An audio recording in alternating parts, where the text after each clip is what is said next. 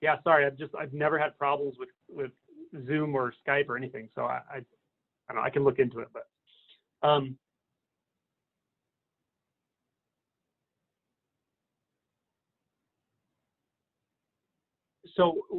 yeah, with Moo, there's social proof in the Zendo, in your friends that are Zen practitioners, and you see it. You can maybe even see it happen. You might be there when someone has an awakening, so you know there's a real answer to that. You know it can be cracked.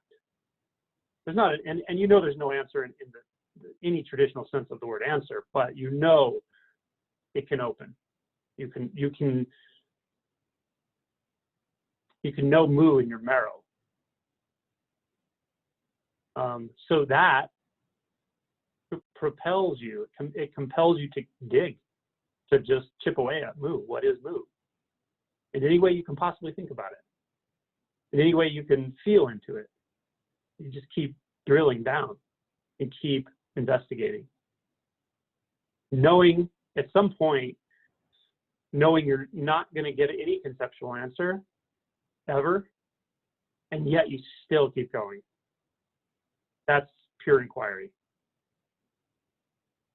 When you've really gone beyond thoughts, you've gone beyond concepts, but the inquiry continues. That's key. So again, who am I and what is Moo are not different questions, actually. They really are not. They lead experientially to the same place, to the same non-experience. In the immediate, not later. It happens now. And that happening now can be so offensive to the mind that the mind will make more thoughts. But it doesn't matter, because Moo is not in a thought. Who I am is not in a thought. The answer to the question, who am I, where that points, is not bound by a thought. It's not limited by any thought at all. It doesn't have a problem with thoughts at all. It's not worried about a thought. It's not, doesn't reject a thought. It doesn't reject or desire anything. So either of those entry points will lead to the same place, and they both have different characteristics that, through possibly practicing each or just listening to this in comparison, that they have different characteristics, but both are to get at the same solution. And the solution is to go beyond concept fully. So these are initial points of inquiry. Inquiry into the first awakening. And inquiry into, in Zen, it's called Kensho. Some people would call it I am awakening. I don't say that all the time because it's not I am to everyone, but it's definitely something. It's definitely a transformation at the most fundamental level at which you experience yourself, no doubt about it. So yeah, those are the sort of initial inquiry points. Inquiry can be utilized very effectively after awakening as well. And there are many ways to do it. Again, your way is the best way. The way that you start to intuit by trying other practices people have described, or coming to utter frustration and what's just beyond frustration, which is surrender. By coming to that place, you can enter pure inquiry pretty easily. I could call it pure receptivity. Absolute fascination and love for truth, non-conceptual truth. So I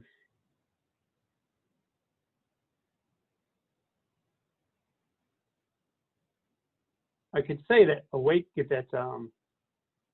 inquiry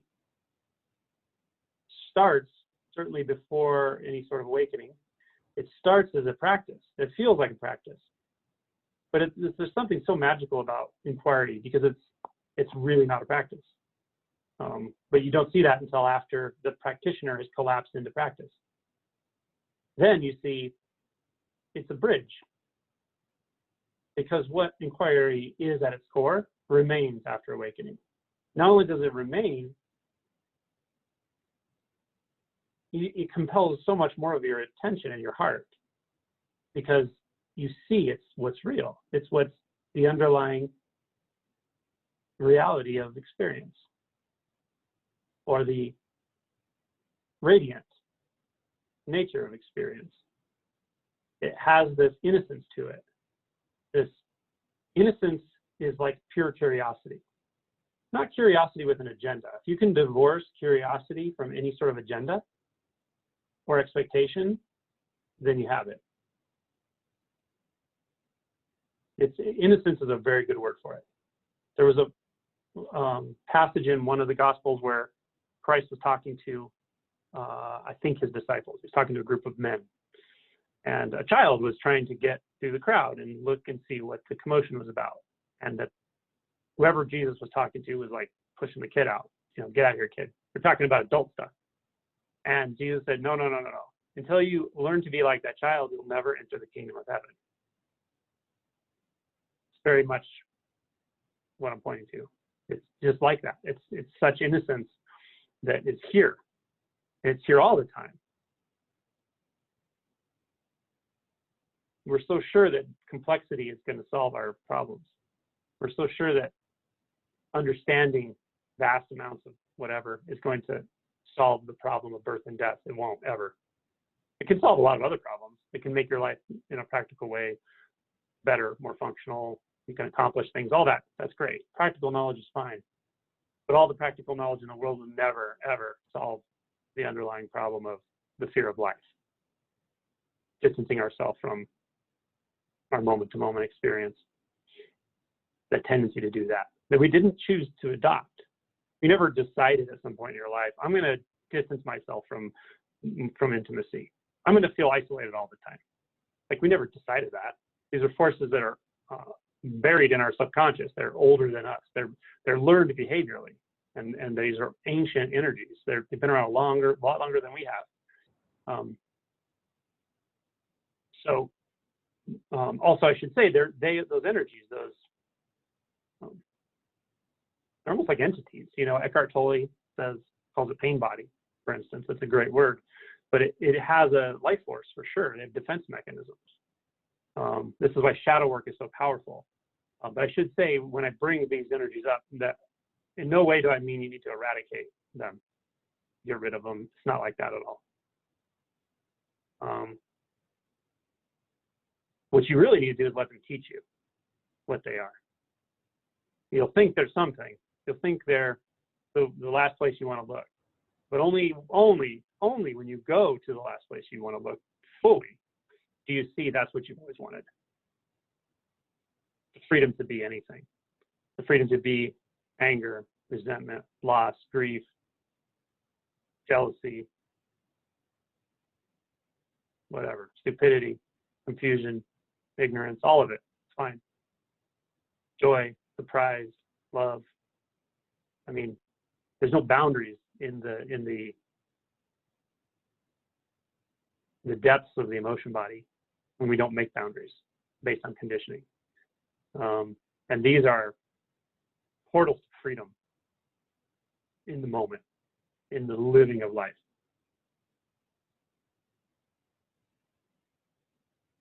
So when we start to, and through inquiry, you will face this at some point, of course, when we start to plumb the depths of identity, we see it's not one identity.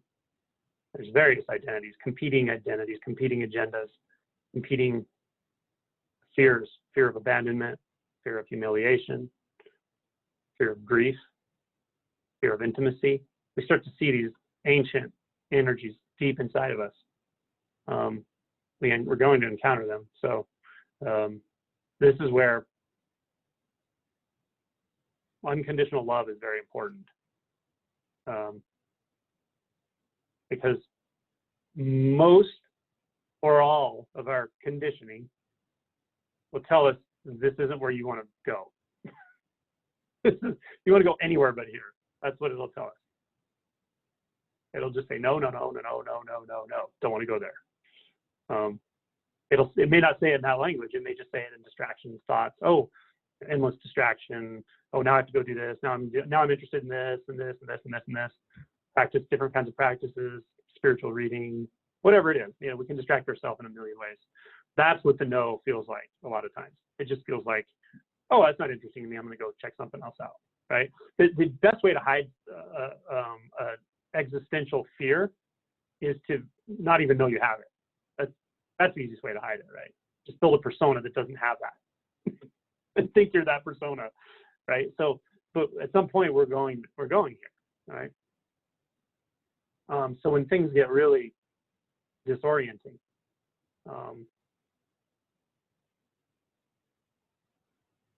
when it feels like the one who started the spiritual journey and everything that person knows about and the experiences they've collected along the way, when it feels like the whole apparatus of that itself is coming apart, like the nuts and bolts are falling out, it's the structure of it's just literally just moving and shifting and coming apart, you're in good territory.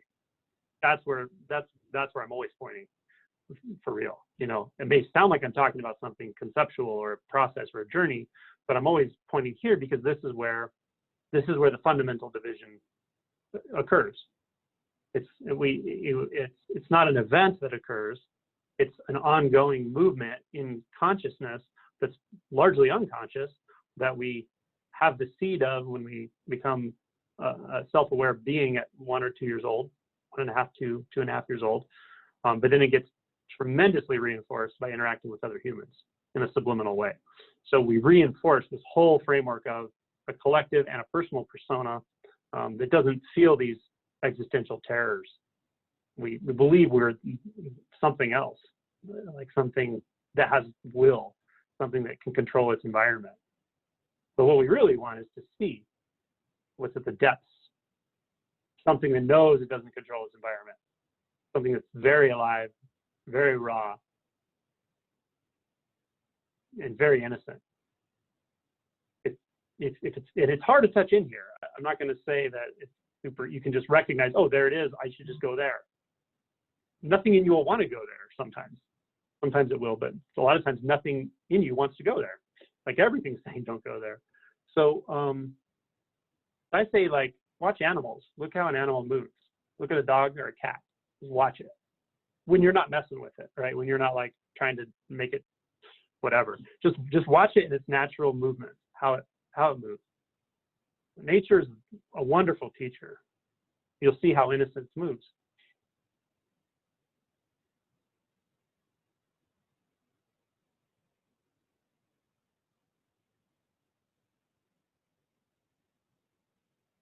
But since this went into like shadow talk all of a sudden, we'll talk about inquiry in this area.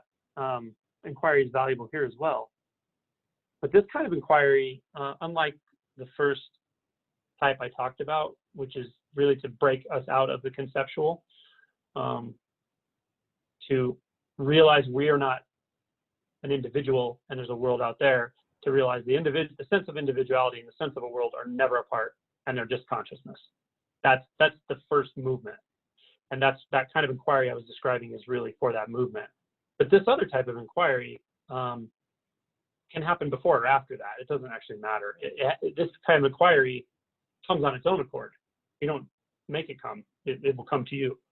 Pain will come to you, right? Disappointment will come to you. Shame will come to you. So we can open ourselves to it. We can open our attention to it. But this kind of inquiry in the deep emotion body, in the uncharted depths of what we are, yeah, the deep parts of being human. The kind of inquiry here is it's not so much a probing inquiry. It's much more of it's a gentle inquiry. You have to approach it. Well, I don't know if you have to, but it's best, I think, to approach it with your nurturing instinct. It's a very human type of inquiry, right? It's not some asking some question that puts me in a place that is totally non-conceptual and just a neutrality. It's not that feel. The feel of this is more like when your child comes home from school and they're really hurt, like sad, something really traumatic happened, and they're your child, you can tell. Maybe they don't even want to talk about it, but the kind of inquiry you do there is your nurturing instincts just take over, right? You hold the child close. Number one, you make contact. You have to, right? You hold the child close and and your body tells that child everything's okay. You're okay, you're safe. You're safe here. Yeah?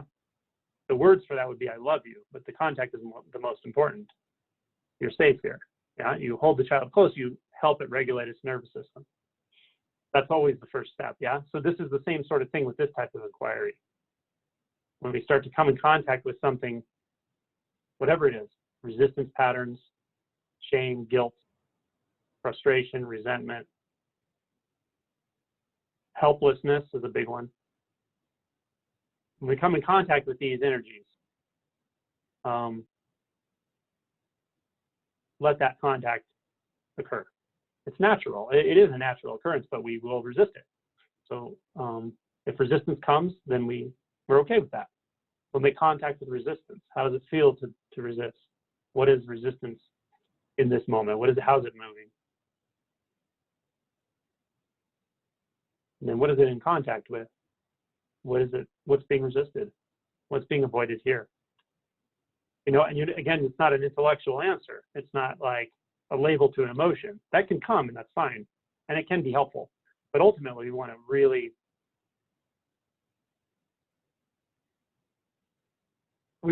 encounter the emotion in all of its glory and all of its splendor. Yeah? Because it's wise. Fear is more wise than I am. It's an ancient understanding. It's powerful. Anger as well. Anger is very powerful. Without fight or flight, there wouldn't be survival. There wouldn't be a species. So these are ancient energies, and if we have reverence for them, just like your child, you need to hold that child because it needs regulation, it needs contact, and yet we learn so much from our children, don't we? Like we learn about innocence. We learn that child just knows how to embody that emotion. Doesn't make excuses. It just cries. And so we can learn a lot from these deeper emotion structures as well in the same way. So contact is key. And again, if we feel like we're hitting a wall, there's a barrier here, I don't know what it is, but I know there's something on the other side of it, something I want to see, I need to see, but I literally feel like there's a wall, like there's something completely solid I can't get through. That's fine. If you feel that, that's fine. It happens to most or all of us probably from one time or another. But if you come up against that, you come in contact with that, just feel what's closest. You can ask, what is the closest to me right now in physical experience? Where's the closest place? Where's the contact point? You can just ask that and just feel into the body. And that's a powerful act. That's enough a lot of the time. That's fine. It can be anywhere. It can be in the head. It can be in the neck, the chest, the gut.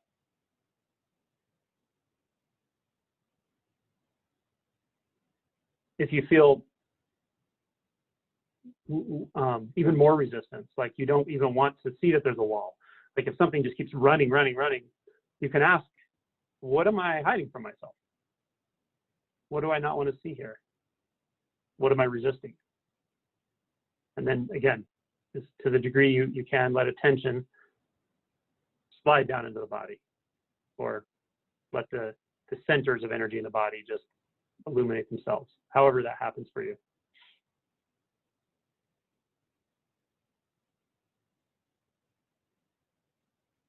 And that's it. Just stay with it.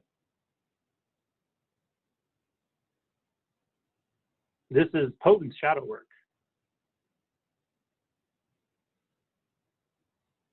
And you, over time, will start to feel at the core of these centers is love. It's not love for something, it's pure love. Vibrant, alive, but tactile, close. So what we're doing is we're learning to develop a relationship, but it's not a distance relationship. It's an intimate, immediate relationship with these energies, with these repressed emotions, let's say, because you don't have to get rid of them. They never have to go away.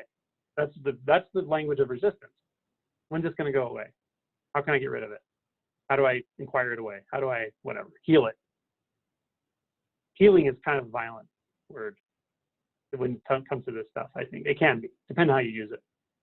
But healing is kind of like, you're not okay, I need to get over you. I have not found it like that. I found it's far more about acceptance. It's about acceptance. They will shift and change. I could say they'll calm down, but it's not a matter of calming. It's because calm doesn't matter. I don't put that restraint on them. They are who they are. They are what they are, and they're very powerful. They keep you alive. They keep you safe. That's what they're doing, and that's what they're trying to do all the time. The world of the mind and interpretations about that are where the distortions come. But the experience of the energy itself is fine, perfectly fine.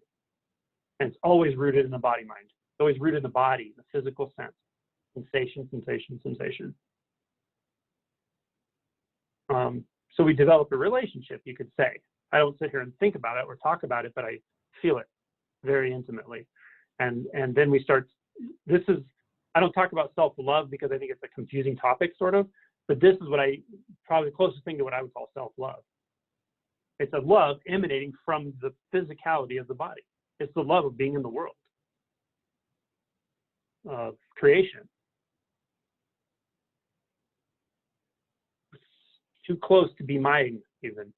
Too close to be about me, about my life, my death, whatever, doesn't matter. Because in this love, there's even life and death aren't separate.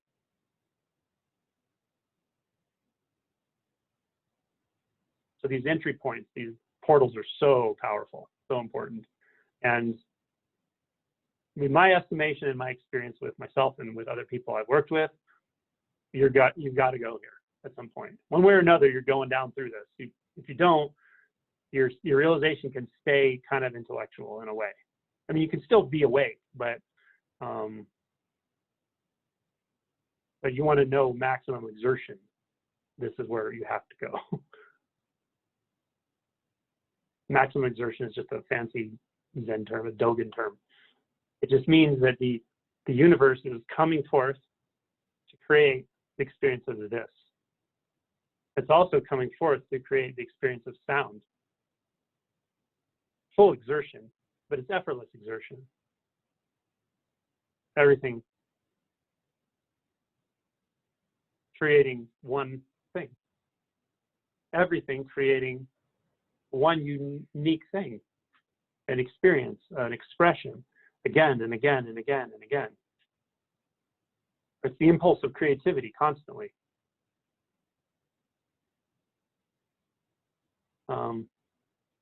But it's such a feel thing that I'm not sure how you could get there without this kind of shadow work, personally. But there's a lot of different ways to do this, I suppose. And the shadow work, again, you don't have to take it up as a practice. It will come to you.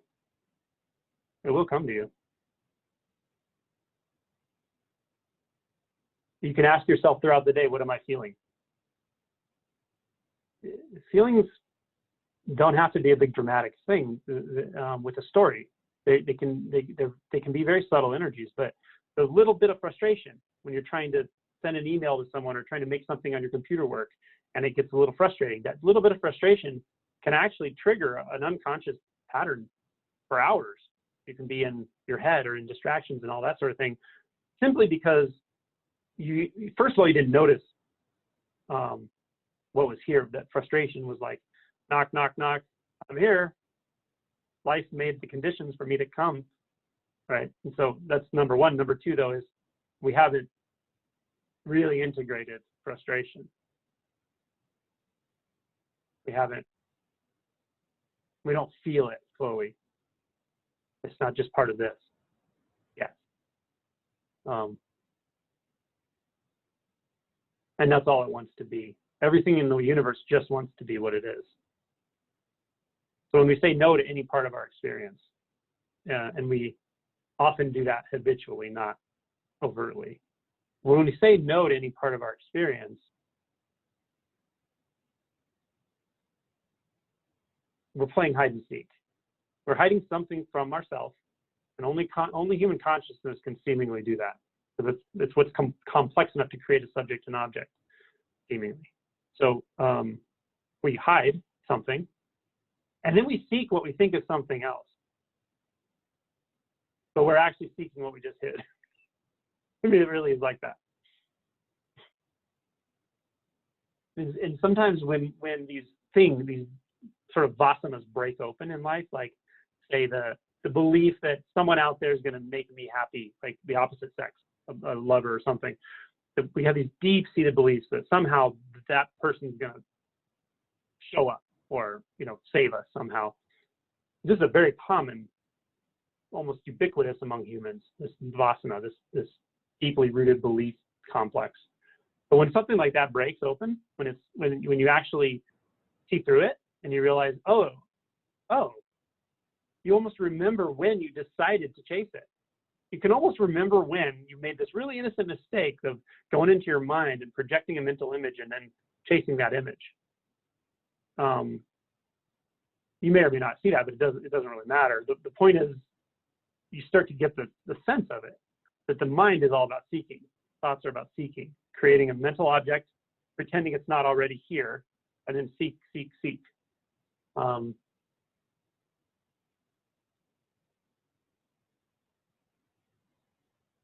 So it's like, if you want to break the cycle of seeking, quit hiding anything. So this is where inquiry shines. Byron Katie, I don't know if anyone knows her. I like Byron Katie. I like her expression a lot, and she has very simple techniques to investigate your beliefs. But that's kind of what she teaches again and again. Just keep asking the questions. What am I hiding from myself? What are my beliefs about this? What images come to mind when I consider this specific belief? Whatever. But just keep inquiring. And by doing that, you're bringing this natural innocence, this natural acceptance into your experience more and more and more.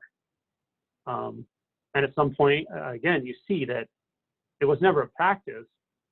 The innocence is already here.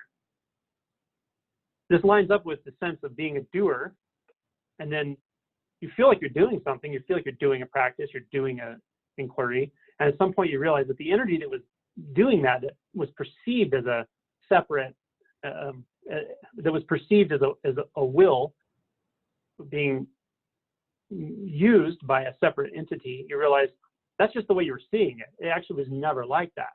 It was a completely spontaneous movement. It's just a little shift in perspective can make all the difference in the world. But what makes that perspective shift not there all the time are these habits of avoidance, I think. So yeah, this kind of inquiry into the physicality of what's happening right now can be very helpful. What am I feeling? And again, we don't need labels. You can have labels if you're really disassociated from your emotions, like I was for like the first half of my life. You can ask the question, what am I feeling? And you may not really know. And you have to go, I think that's frustration. And then look at the experience. Oh, okay, I was trying to do something, I couldn't do it. And then now I want to go eat a bunch of food or drink alcohol or something, who knows? But you go, oh, wait a minute. That story sounds like frustration. Maybe I'm feeling frustration. I mean, that may be how you have to enter this until you start to go, oh, that's frustration. And at some point you start to realize, oh, okay, that's what that is. Confusion, doubt. That's what these are. Then it's more like, what am I feeling? And you don't need the label anymore. You can go right into the center, right into where it is in your body. Because again, they're always rooted in the body somewhere. And then you have direct access right into the sensations. And you're also giving the wheel over to life to drive the car, to drive the whatever. You're saying, I trust you to show me where attention wants to move naturally, and it'll be in the body. And then at some point, what can happen is non-dual realization, where the sense of the physical sense of what's this body without the paradigm of body, the image of body, none of that. Without any of that, the physical sense of it is not separate from the visual sense right in front of your face. They're just not two things. It's just, it can happen like a click, pop, doesn't have to, can happen slowly, maybe. But it often is just like, you just notice, like, whoa, oh, that, yeah. But what prevents that is the always distancing from our own sensations and emotions. Hello. You're done. Time up? Okay. Sorry. Now, was the voice okay? No, it's fine. Was the voice okay through all that? Yeah, it was good. Okay. Okay, thank you.